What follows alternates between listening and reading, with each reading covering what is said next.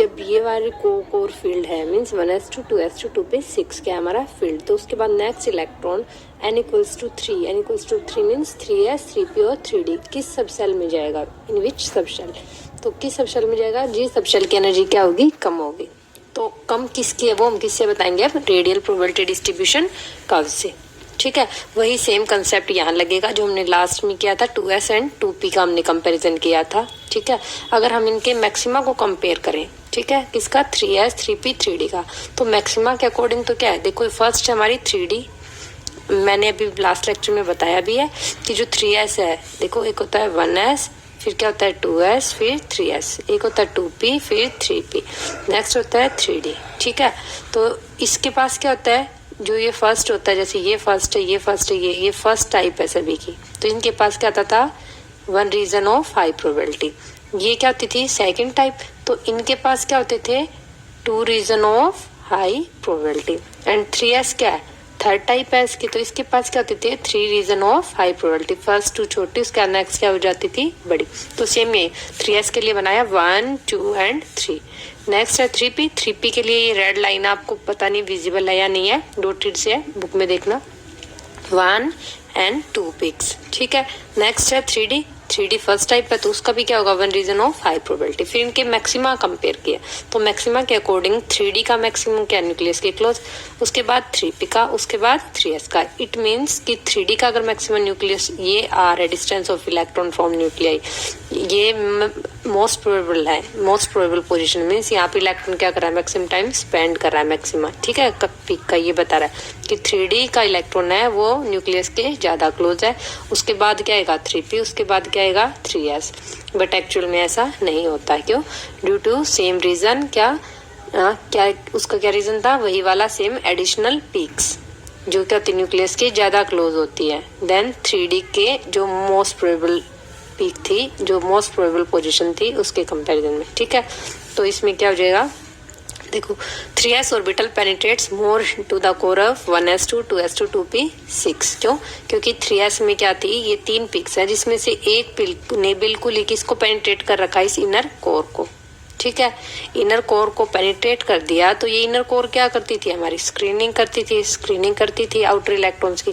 तो यहाँ पे s के इलेक्ट्रॉन न्यूक्लियस इस कोर के अंदर है, तो इस s के इलेक्ट्रॉन न्यूक्लियस इस कोर के अंदर होने के कारण, न्यूक्लियस नहीं कोर, इस फील्ड कोर के अंदर होने के कारण ये कोर s इलेक्ट्रॉन्स को क्या कर पाएगी, ज्यादा शील्ड नहीं कर पाएगी, क्या करेगी, कम शील्ड करेगी।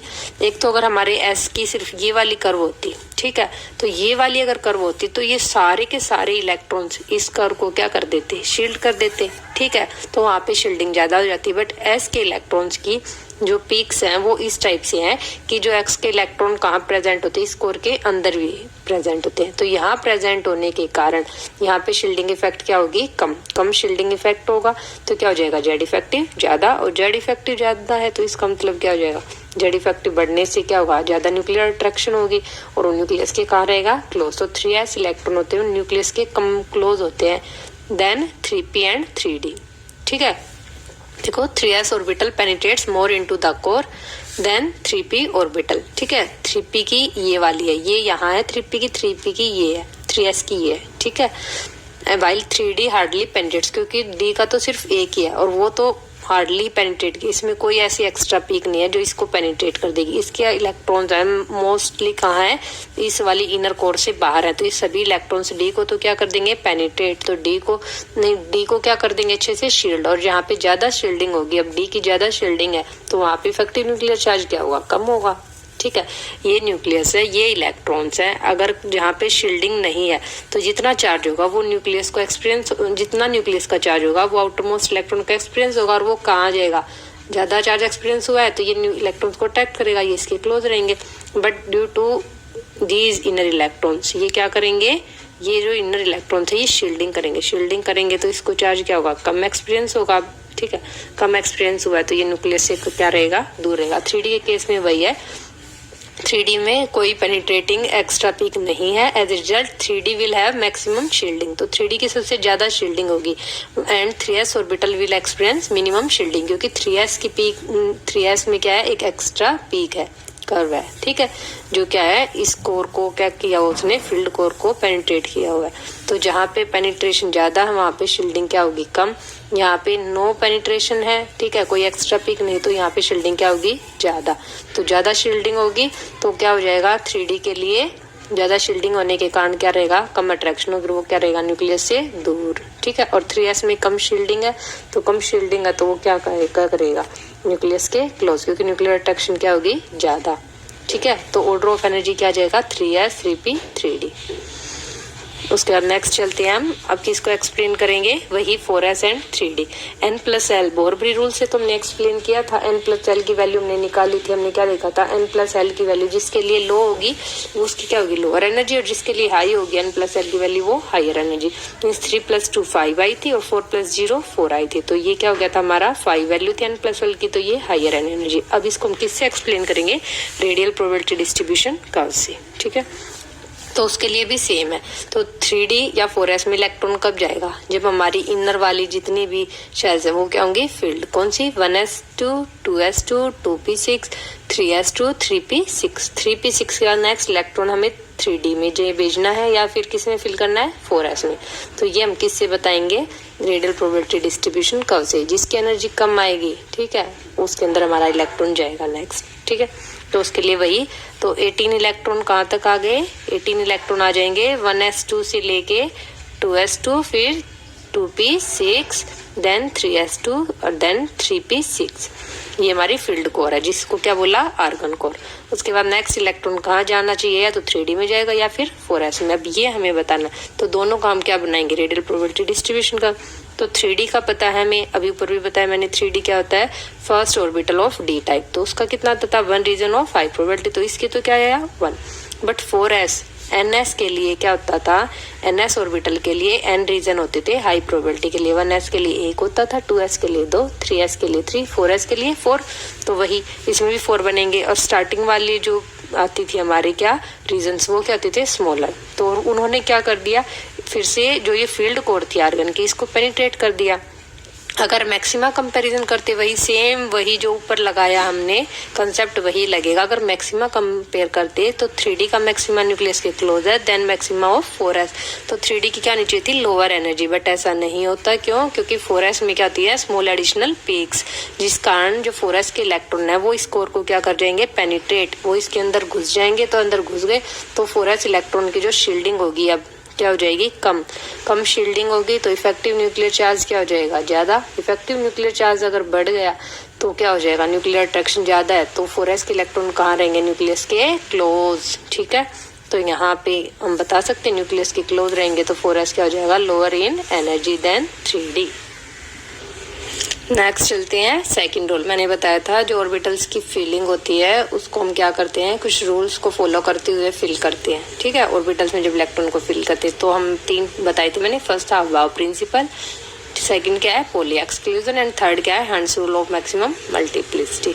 अब वाव प्रिंसिपल के अकॉर्डिंग क्या था, ऑर्बिटल्स की जो फीलिंग होगी वो किस में होगी, इंक्रीजिंग एनर्जी ऑर्डर में, means electron first goes to lower energy orbital and then subsequent electron goes to higher energy orbitals, ठीक है। अब नेक्स्ट बात करते हैं पोली एक्सक्लूजन प्रिंसिपल। तो पोली एक्सक्लूजन प्रिंसिपल के अकॉर्डिंग क्या है कि N orbital can accommodate maximum 2 electrons of opposite spin. कोई भी ऑर्बिटल है उसके अंदर मैक्सिमम हम कितने इलेक्ट्रॉन्स बना सकते हैं, सिर्फ 2 इलेक्ट्रॉन्स। कितने इलेक्ट्रॉन्स फिल करेंगे, 2। और इलेक्ट्रॉन्स को भी ऐसे फिल करना है कि उनकी जो स्पिन है वो क्या रहेगी, अपोजिट। अगर एक की अपवर्ड है तो दूसरे की क्या रहेगी, डाउनवर्ड।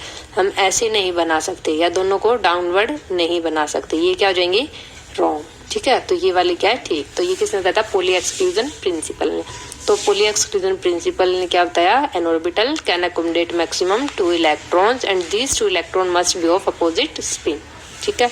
और जो ऑर्बिटल्स है तो अब कितने इलेक्ट्रॉन हो सकते हैं, या तो ऑर्बिटल के पास 0 इलेक्ट्रॉन होगा, ना फिल हुआ तो ठीक है, कोई इलेक्ट्रॉन नहीं फिल हुआ, अगर 1 इलेक्ट्रॉन फिल हुआ तो 1 है, और मैक्सिमम कितने आ सकते हैं, 2 इलेक्ट्रॉन्स। बट उनकी स्पिन क्या होनी चाहिए, मस्ट है opposite, must be of opposite spin, ये ध्यान रखना, ये पोली ने बताया था। Next rule is hunts rule of maximum multiplicity, ठीक है। इसके अकॉर्डिंग क्या था, हंट्स रूल ने बताया था पेयरिंग, कि हमें पता मैक्सिमम 2 इलेक्ट्रॉन होंगे, 2 इलेक्ट्रॉन मीन्स उसकी क्या करेंगे, पेयरिंग। तो पेयरिंग यूं नहीं है उठा के कहीं भी पेयरिंग कर दी, नहीं। तो उसको हंस रूल ने बताया था, उसके अकॉर्डिंग है pairing can not takes place until each orbital is singly occupied.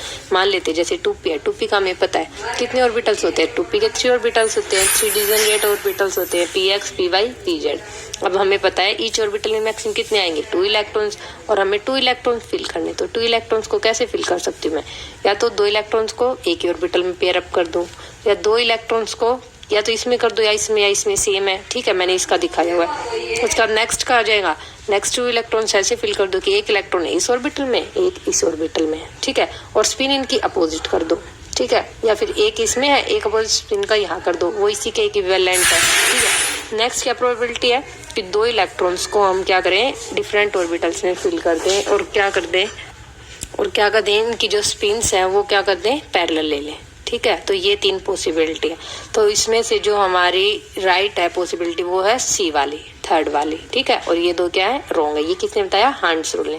हंस रूल ने क्या बताया था कि पेयरिंग हमें तब तक नहीं करनी है जब तक क्या ना हो जाए सेम एनर्जी के ऑर्बिटल्स हैं सिंगली ऑक्यूपाइड ना हो। जैसे अब ये मेरे पास है 3 है डिजनरेट ऑर्बिटल है, सेम एनर्जी के ऑर्बिटल्स है, फर्स्ट इलेक्ट्रॉन इसमें डाल दिया, तो नेक्स्ट इलेक्ट्रॉन मैं पेयर अप नहीं करूंगी जब तक कि ये सेम एनर्जी के जो डिजनरेट ऑर्बिटल्स हैं ईच ऑर्बिटल के अंदर 1 इलेक्ट्रॉन ना आ जाए। जब तीनों के अंदर 1 आ जाएगा ना, 1 उसके बाद हम क्या करेंगे, पेयरिंग। तो ये वाली क्या हो जाएगी, गलत, क्योंकि इसके बाद नेक्स्ट ये भी वैकेंट है सेम एनर्जी ऑर्बिटल, तो इसके अंदर जाना चाहिए था, और स्पिन भी क्या होनी चाहिए, अपोजिट, वो बताया था पोली ने, ठीक है। तो ये वाली भी गलत है, और ठीक कौन सी हो जाएगी, ये वाली। In other words, in a set of orbitals having same energy, electrons are distribute themselves to have parallel spin as far as possible। कि इलेक्ट्रॉन्स अगर सेम एनर्जी के ऑर्बिटल्स है, इलेक्ट्रॉन अपने आप को ऐसे डिस्ट्रीब्यूट करेंगे, ठीक है, एक तो वो क्या रहेंगे, दूर रहेंगे एक दूसरे से, मीन्स डिफरेंट ऑर्बिटल्स में जाएंगे, और साथ में उनकी स्पिन भी क्या होनी चाहिए, पैरेलल स्पिन होगी, and as far as possible, means अगर मैं पैरेलल स्पिन इसी के अंदर बना दूं वो भी पॉसिबल नहीं है, वो भी रॉन्ग हो जाएगा, ठीक है, क्योंकि वो क्या होनी चाहिए, एज फार, क्योंकि इलेक्ट्रॉन्स है, चार्ज पार्टिकल होते हैं, वो एक दूसरे को क्या करेंगे, रिपेल करेंगे, रिपेल करने से क्या हो जाएगा, एनर्जी सिस्टम की इंक्रीज हो जाएगी, और वो क्या जाएंगे, अनस्टेबल। हमें क्या चाहिए, स्टेबल कॉन्फ़िगरेशन। स्टेबल कब होगी, जहाँ पे एनर्जी क्या होगी, कम, और एनर्जी कम कब होगी, जब रिपल्शन ना होगी, नहीं होगी, ठीक है। तो ये इन्होंने बनाया किसके लिए, 1s2 2s2 2p के अंदर s तो सिंगली है, इसके अंदर भी 2 इलेक्ट्रॉन आ जाएंगे, 1s2 2s2 भी क्या है, सिंगली डिजनरेट, इसके अंदर भी 2 बना दे। लेकिन बात है 2p की, 2p क्या होता है, ट्रिपली डिजनरेट। अब इसमें 2 इलेक्ट्रॉन फिल करने, तो वो उसके लिए कैसे फिल करेंगे, सी वाली कॉन्फ़िगरेशन से, ठीक है। Electrons are charged particle, therefore they will repel each other, ठीक है। electron repulsion are minimum when electrons are as far apart as possible with parallel spin, जिससे क्या हो जाएगी, minimum repulsion, and this correspond to lower energy, ठीक है। उसके बाद नेक्स्ट है, जैसे इन्होंने Z=7 लिया, 7 एटॉमिक नंबर किसका होता है, नाइट्रोजन का। ये क्या लिया इन्होंने, नाइट्रोजन की बात करते, तो नाइट्रोजन में 7 इलेक्ट्रॉन्स, तो फर्स्ट 2 1s2, फिर 2s2, फिर 2p, कितना आएगा, 2 2 4 और 3 बच गया। तो 3 इलेक्ट्रॉन्स कैसे फिल्ड होंगे, ऐसे 1, फिर नेक्स्ट ये भी फिल करेंगे, क्योंकि पेयरिंग नहीं करनी यहाँ पे, हमें पता चल गया कि जब तक सेम एनर्जी के डिजनरेट ऑर्बिटल्स सिंगली ऑक्यूपाइड नहीं हो जाएंगे तब तक पेयरिंग नहीं करेंगे। एक इलेक्ट्रॉन डालने के बाद नेक्स्ट इसमें जाएगा, उसके बाद नेक्स्ट कहाँ जाएगा, इस वाले में। अगर 2p4 होती कॉन्फ़िगरेशन, तब हम क्या करते हैं, 4 जो इलेक्ट्रॉन है उसकी क्या करवा देते हैं यहाँ पर, पेयरिंग, ठीक है। तो हंस रूल है, उसको सम अप किया इन्होंने 2 रूल्स में, means in the orbitals of same energy, ठीक है। फॉर एग्जाम्पल इन्होंने क्या लिया, 2px 2py 2pz, electrons pairing will not occur until each orbital is singly field, ठीक है। जब तक कि ईच ऑर्बिटल क्या ना जाए, सिंगली फील्ड ना जाए, तब तक हम क्या नहीं करेंगे, पेयरिंग। जैसे 2p4 का केस लिया था मैंने, अगर Z=8 ले ले, Z=8 क्या होता है, ऑक्सीजन का एटॉमिक नंबर है, तो ऑक्सीजन में क्या होता है, 1s2 2s2 2p4, तो 2p4 कब होगा, पता चल गया, 1 2 3, नेक्स्ट क्या जाएगा, 4th इलेक्ट्रॉन यहाँ आएगा। When electrons are filled in different orbitals of same energy, their spin should be parallel।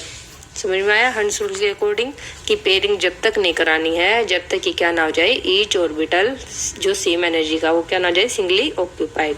और जो स्पिन रखनी है ना डिफरेंट ऑर्बिटल्स में जब इलेक्ट्रॉन्स को फिल करने, उनकी स्पिन भी क्या रखेंगे हम, पैरेलल स्पिन है, नेक्स्ट टॉपिक है इलेक्ट्रॉनिक कॉन्फ़िगरेशन ऑफ एटम्स। जितने भी हमारे क्या है एटम्स है, पीरियोडिक टेबल है, ठीक है, उसके जितने भी एटम्स हैं हम शायद इस वाले में up to 30 atomic number electronic configuration को स्टडी करेंगे, ठीक है, ओके।